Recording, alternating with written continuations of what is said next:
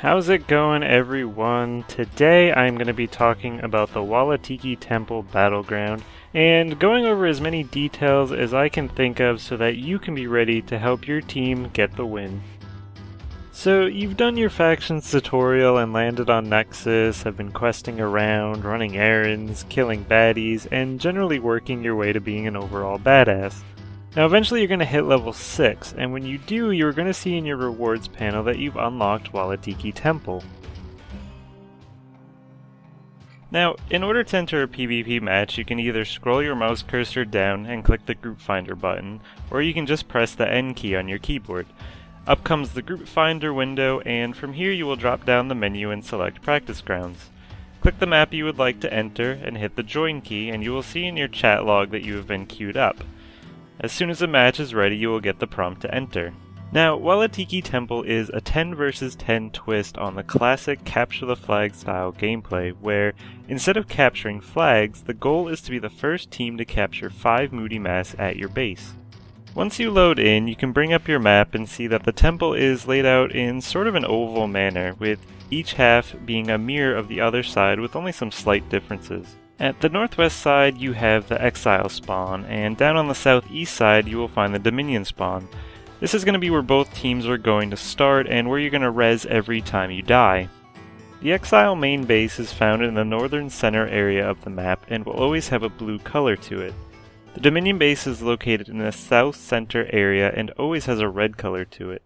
Now these two bases are where your mass stands are found and will be the locations you and your team will return captured mass to, and it's also going to be where you will be able to steal the other team's mass from. Inside each base are also 2 caves, which give players a way to leave a base and cut through the mountains. Now these caves are really useful when stealing a mass because they allow you to get out of an enemy base without having to go straight out the main exit. This helps you get further away from the enemy spawn point while still moving closer to your own base. Between the 2 bases you have what is commonly referred to as the bowl, a crater-like area that dips down in the middle of the map. This is where a great deal of action is going to occur during a match and where most of the masks are actually going to spawn. The map also contains 6 power-ups that players can grab to help them out during the battle. The first of these power-ups looks like a floating reddish sword that will give you a boost to both offensive and support power. One of these is found on the west side of the map in the waterfall, and a second is found on the east side of the map on top of an altar. These are really great to grab when attempting to down an enemy that has stolen one of your masks, or even support a friendly mask carrier that is nearby. The other 4 power-ups look like a little running demon guy on fire, and will give you a pretty nice speed boost. 2 of these are found on the lower bowl section, on the northern and southern ends, and the last 2 are found at what I consider the exit of the caves, one by the Exile exit and one by the Dominion exit. Now for the important part, the moody masks themselves. When a match starts, 3 masks are going to spawn. One is going to spawn in each team's base already captured, and a third one is going to spawn in one of 4 locations. 3 of these locations are down in the bowl area I mentioned earlier, and the 4th one is found up above the bowl in the middle where these 4 wooden bridges meet. Any mask that spawns either in the bowl or on the bridges is considered a neutral mask and will respawn in 60 seconds of being captured. So when you are actually inside your base, either at the start of a match or when you res, you are going to have the option of going out one of 2 exits. The first exit will be on your left, and going out this exit will drop you more towards your own base as well as close to one of the wooden bridges. The second exit is going to be on your right, and dropping out of this one will put you closer to the enemy base and is a really good exit if you were planning on stealing one of the enemy's masks. I prefer to begin on the left exit, which gives me a higher chance of being closer to one of the spawn locations, and even if it does spawn in the middle, you can see what I did there. By sprinting to the edge of the cliff, double jumping, and then using a movement skill, you are actually able to push yourself right over the wooden fence that blocks you from getting down into the bowl area. This can be done by pretty much any class with a forward teleporting or leap ability, and you can see that by jumping the fence I am actually able to get to the mask first before anyone can hit me.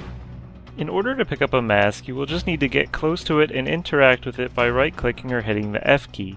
Once you start picking it up, there's about a 3-second cast bar that will start before you can actually pick it up, and any damage you receive while interacting will cancel the cast and you will have to start over. Once you are carrying a mask, you're going to move a lot slower, and you will be unable to sprint or dodge. Also, using any movement abilities like leap will actually cause you to drop the mask from the spot you use the skill, so make sure not to use any of those types of abilities. If you manage to hang on to the mask and not get zerged, all you will need to do to capture it is bring it to your team's mask stand and it will be added to your total. Now, if you know you will be unable to pick a mask up, the most important thing you can do is make sure to keep the enemy off the mask. Remember that any damage is going to interrupt them trying to pick it up. You can see here that I'm completely outnumbered, but I keep my telegraphs on top of the mask, and even though I die, I keep the enemy off long enough for my team to rally and make it back. So what if you were feeling adventurous and want to try your hand at stealing an enemy mask? Well, as long as the enemy team has at least one mask captured, you will be able to go into their base and take it from them by simply interacting with their mask stand. Keep in mind that only one mask can be stolen at a time, so if someone has already stolen one, you are better off just supporting them instead of going all the ways into the enemy base. Now the same rules apply as picking a mask up from any other spawn location, so sneaking in to grab it with at least one other person to keep enemies distracted is generally the best way to go. Now, personally, I like taking a mask that I've stolen out through the cave. Like I said earlier, this moves me further away from the enemy base while still slowly progressing towards my own base. There's also that speed boost that's going to be right at the exit of the cave that I can grab to help me get to my base before the enemy team is able to catch up with me. So, what happens if a mask carrier dies? Well, if the mask is a neutral mask, remember that's one that spawns in the middle in the bowl, or on top of the bridges, it is going to display the gear icon, and both teams can interact with it to pick it up and carry it to their base. And like always, the same 3 seconds of interaction apply to picking this one up as well. If a mask is stolen and the carrier dies, then only the team that stole the mask will get to see the gear icon.